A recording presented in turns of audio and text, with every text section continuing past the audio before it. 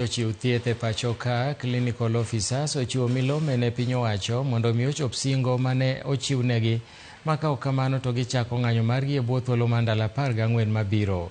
Kane giloso e dho kar thieth ma Coast General Mombasa, riwruogno kotelne kod jakom Peterson Wachira ne joseyo piny owacho kuom chwalo negi singo ma ok chopi higa ka higa.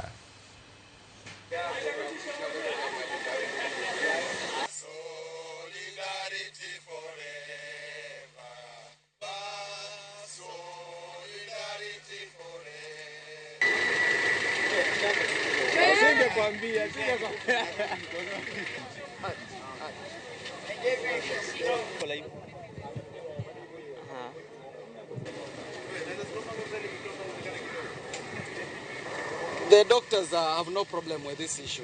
These are few people who are hell-bent to break the law. And unfortunately, even when we talk to them, they have invoked the name of the president, that he's the one who declared that is the one who gave them those instructions.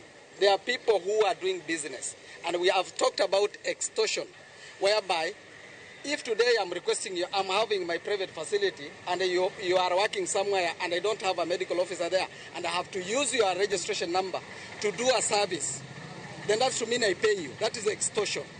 And that is what we call that this is irregularized corruption in the health system. And we feel that there's something very wrong with a public servant in terms of what I can call moral negligence.